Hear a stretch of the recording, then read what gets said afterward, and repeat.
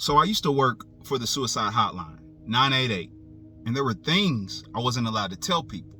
I'm talking about being on the phone every day with people at their lowest point.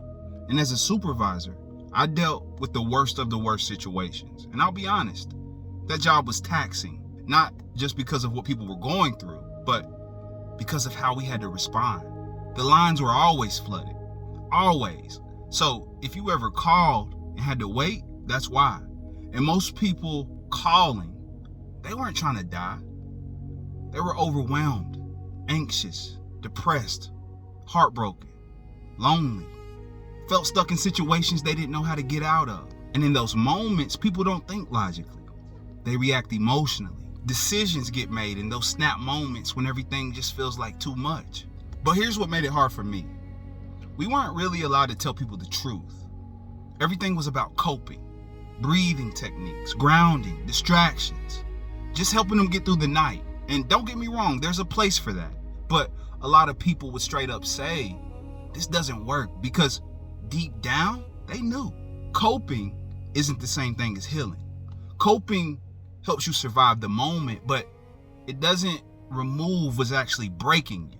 So what happens? You put a Band-Aid on it, and then it comes back. And if it comes back at the wrong time, with the wrong emotions, in the wrong situation, that's when people can make decisions that they can't take back. And I'm going to be real with you. From everything that I saw, 99% of the people didn't actually want to do it. They just didn't see another way out. That's why they called. Even the ones who were angry, even the ones who gave us a hard time, they were reaching for something. And here's the part I couldn't say back then. The real issue wasn't just emotional. It wasn't just mental. There was something deeper going on. And listen, I'm not telling you something I just read in a book. I mean, I read it, yeah, but I didn't fully believe it until I experienced it. And what I've learned is this: God isn't trying to teach you how to cope your whole life. You're not supposed to live in a constant state of just managing pain. That's not freedom. That's survival. And there's a difference. When God actually steps into your life, when you actually connect with Him, something starts changing at the root. And I'm talking about real peace, not surface level, not just I'm getting by. I'm talking about the kind of peace that doesn't even make sense. Scripture talks about letting the peace of God rule your life. And that word rule, it literally means act like an umpire, a referee. In other words, peace is supposed to call the shots in your life. Not anxiety, not depression, not fear.